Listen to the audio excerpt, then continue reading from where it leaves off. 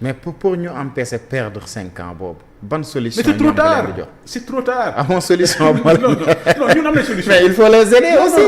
non parce que au moment où nga considérer que ne ñoom ils sont en train de perdre du temps aussi. il faut les aider. non la seule solution. mooy le choc psychologique. le président de la République na dàq le premier ministre. bu dàqee un premier ministre. ou un premier ministre de consensus et que les gens s'occupent d'économie. Nos institutions sont solides, nous avons une position stratégique très importante, nous avons des ressources humaines, il ne nous manque que ça. Il ne nous manque que ça. Le seul choc psychologique qui peut permettre au pays de redémarrer, de faire revenir la confiance, moi, nous dàq le premier ministre. Aujourd'hui, c'est le seul problème du Sénégal. C'est le seul problème du Sénégal. À défaut de ça, et puis nous, en tant qu'opposition, on a un shadow cabinet. On ne va pas faire la même erreur que Pastef. Opposition, non, ils n'ont pas compris que le temps ne chôme pas. Nous, on a compris que le temps est précieux. Et c'est pourquoi, dans le shadow cabinet, la mission principale que nous sommes fixés, c'est comment rattraper les 5 ans que Pastef va perdre. C'est-à-dire comment nous repartir à la course pour d'appeler la Côte d'Ivoire et éventuellement raw la Côte d'Ivoire. Xam nga fii Côte d'Ivoire, Afrique de l'Ouest, fii Afrique UEMOA, Côte d'Ivoire moo fi nekkoon fi ñu nawle. Léegi Guinée raw nañu. Et Guinée, c'est l'histoire de coup d'État. Nous, on n'a pas de coup d'État ni absolument rien. Et comme c'est pourquoi on dit l'économie se fonde sur la confiance. Et malheureusement, M. Ousmane Sonko est une arme de destruction massive pour toute forme de confiance. tey yaa ngi doon wax opposition mais Ousmane Sonko ak ñi ma àndal le Pastef en grande partie dañ considérer sax réew mi amul opposition. Non, mais non, mais bien sûr, ils ont le droit. C'est des différences de style d'opposition. C'est-à-dire que nous avons une idée du sens de l'histoire. Nous avons une idée de l'histoire du Sénégal. Nous avons une idée de la grandeur du Sénégal. Nous, d'une opposition gatsa. Nous, d'une opposition cocktail Molotov. Nous, le gatsa qu'on fait, c'est un gatsa d'idées. Et c'est ça la démocratie. États-Unis, il faut gis ay coow ak ay yàq. C'est-à-dire ñoom opposition bi ñu bëgg. Opposition bi j'en profite d'ailleurs pour rendre un grand hommage à un grand homme d'État qui s'appelle Ablaye Wade. Ablaye Wade moo indi Sénégal opposition légale. Xam nga Sénégal chance bi ñu amoon on a eu la chance d'avoir 2 hommes exceptionnels. Et ce que je dis dans ma thèse, si le Sénégal est une exception, un être humain normal a besoin de 2 poumons pour respirer. La démocratie a aussi besoin de 2 poumons pour respirer, l'opposition avec la majorité. L'exception sénégalaise aussi a 2 poumons. Les 2 poumons de l'exception sénégalaise, c'est 2 hommes exceptionnels. Léopold Sédar Senghor, agrégé, et Ablaye Wade. Senghor, à l'époque des partis uniques, a refusé de faire un parti unique. Senghor, à l'époque des partis États, des pères de la nation, quand tu fais la démocratie, ça va être des partis ethniques. Senghor a dit, je fais confiance à mon pays. Et c'est pourquoi on parle d'exception sénégalaise. Le Sénégal était un îlot de démocratie dans un océan de dictature. Donc c'était le poumon droit, le premier poumon. Maintenant, pour que ça fonctionne, il a fallu avoir un opposant à sa taille. Ablaye Wade. À l'époque de Jonas Savimbi, à l'époque des guérillas et des armées, Ablaye Wade a initié l'opposition légale. Ça lui a pris 26 ans, mais l'opposition légale. Et c'est pourquoi quand Ousmane Sonko a voulu prendre le pays par l'insurrection, les émeutes, les cocktails Molotov, on l'a arrêté, on l'a mis en prison pour lui faire revenir la raison, en lui rappelant que le Sénégal, on prend le pouvoir par les urnes, pas par la rue. Bim Guéné, quand on a fini le Djubdjubol Djubonti, il est parti aux urnes et il a gagné. Donc les 2 poumons de l'exception sénégalaise, c'est Ablaye Wade et Léopold Sédar Senghor. Donc dans un pays comme ça, l'opposition, quand tu fais de l'opposition, tu ne peux faire que de l'opposition légale. Nous ne sommes pas une opposition insurrectionnelle. Nous sommes une opposition légale. Quand nous ne sommes pas d'accord, nous saisissons la justice. Quand nous ne sommes pas d'accord, nous saisissons la justice. Et la justice fait son travail. Donc nous sommes très contents, nous, de nos missions d'opposition. Comme je te disais tantôt, Marc Aurèle, la meilleure forme de vengeance, c'est de ne pas être comme son adversaire. Nous, on ne veut pas être comme Pastef, on ne le sera jamais.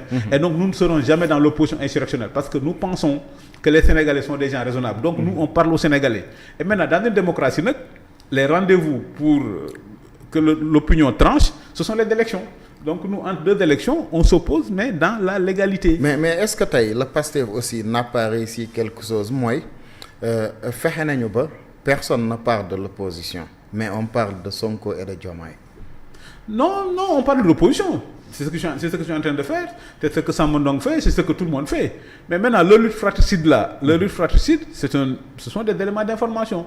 Parce que, comme c'est le président et le premier ministre, toute crise politique qu'il y a entre eux, ça intéresse forcément les gens. Mais je tiens à rassurer les Sénégalais que nous avons un État fort, nous avons des institutions solides. Ça ne peut être qu'une crise politicienne.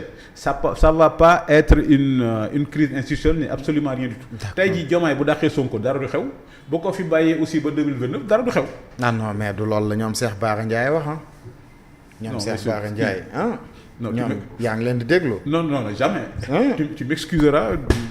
Mais je vais pas commenter les propos de non. Ah mais c'est un député hein. Non, je vais pas commenter les propos de ce monsieur parce que comme ñun Sénégal dañoo fonk Sénégal. Quand même j'ai vu dans mais